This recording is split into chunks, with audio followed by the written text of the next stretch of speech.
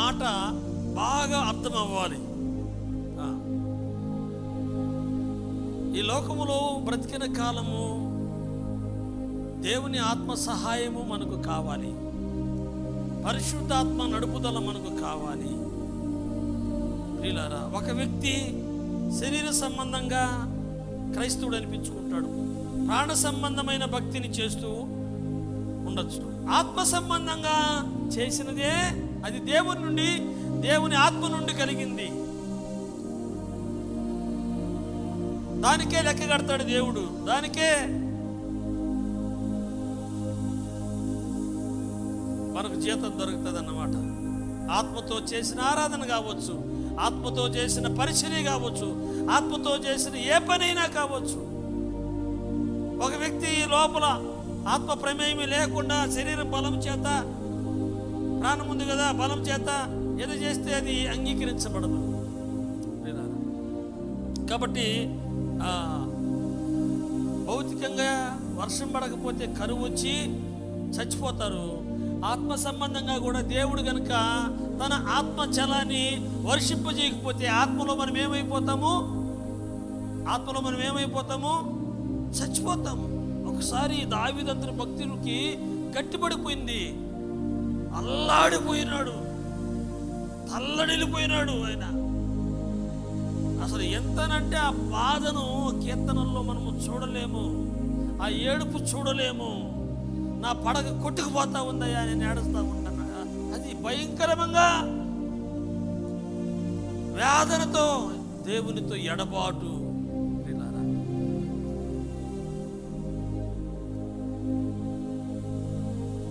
తర్వాత ఆయన అంటాడు, మళ్ళీ నీ వాక్యము నన్ను బ్రతికించింది అంటాడు. ఏమంటాడు చెప్పండి? నీ వాక్యము నన్ను బ్రతికించింది.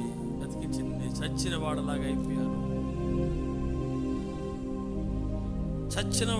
అయిపోయాను, పశుప్రాయుడిని అయిపోయాను, మృగము వంటి వాడిని అయిపోయినాను. ప్రియులారా, చూసారా, తిరిగి దేవుని యొక్క ఆత్మను పొందుకున్న తర్వాత అతను బ్రతికాడు దేవుని కొరకు. మళ్ళీ ఆత్మ సంబంధమైన జీవితాన్ని జీవించాడు. అందుకే ఆయన దేవుణ్ణి అడిగిన వాటిల్లో నీ పరిశుద్ధాత్మను నా నుండి తీసివేయకు అంటే, దూరమైతే ఎండిపోతుంది భూమి. చూసారా, నా ఆత్మ లేనివాడు నా వాడు కాడు. అందుకే మనము ఆత్మచేత నింపబడాలి. ప్రార్థన నింపుతుంది. ప్రార్థన ఏం చేస్తా చెప్పండి? ప్రార్థన మన అంతరంగములో, చూసారా, ఇప్పుడు అక్కడ ఎండిన భూమి మీద ప్రవాహ జలాలు కుమ్మరిస్తానని చెప్పాడు కదా. పరిశుద్ధాత్మ ప్రభావము మనం అనుభవించినప్పుడు మన అంతరంగంలోనికి ప్రియులారా శక్తి వస్తుంది. హల్లెలూయా. అంతరంగములో మనము బలము పొందుకుంటాం. ఇప్పుడు తింటాం కదా, అది దేహానికి బలం వస్తుంది. అలాగే దేవుని సన్నిధిలో ప్రార్థించినప్పుడు పరిశుద్ధాత్మ శక్తి మన అంతరంగములో కుమ్మరించబడుతుంది. ఆ శక్తి మూలముగానే ఈ భౌతిక సంబంధమైన ఈ దేహాన్ని దేవుని చిత్తానికి అనుకూలంగా నడిపించుకోగలము. లేకపోతే కష్టము. లోకములో మనం ఉన్నాము. ఈ భౌతిక సంబంధమైన జీవితాన్ని దైవ చిత్తానికి అనుకూలంగా నడిపించుకోవాలంటే ఆత్మ మనలో ఉండాలి, పరిశుద్ధాత్మ శక్తి మనలో ఉండాలి. ఆ శక్తి మూలముగా తప్ప మరి ఏ విధమైనటువంటి ప్రయత్నాల మూలముగా దైవ చిత్తాన్ని దేహముతో చేయలేము, నెరవేర్చలేము, లోకాన్ని గెలవలేము.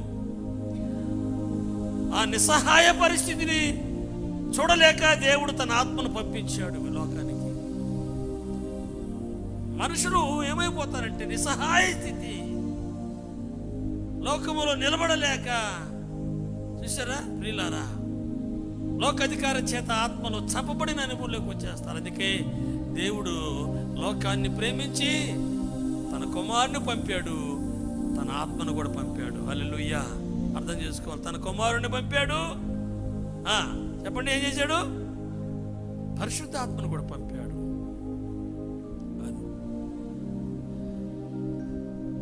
కాబట్టి దేవుని అంతరంగంలో ప్రార్థించే వారి యొక్క అంతరంగంలో శక్తి వస్తుంది, ఆత్మలో బలం వస్తుంది.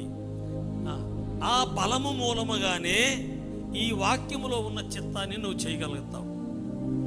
వాక్యములో ఉన్నది ఉన్నట్టుగా అక్కడ ఉండిపోవడం కాదు, నీ జీవితములో నువ్వు అది చేస్తూ ఉన్నావంటే, ఆ చిత్తములో నిలుస్తున్నావంటే, ఆయన చిత్త ప్రకారము జరిగిస్తూ ఉన్నావంటే, నీ అంతరంగంలో శక్తిని బట్టి నువ్వు చేస్తున్నావు. అది అందరి వలన కాదు,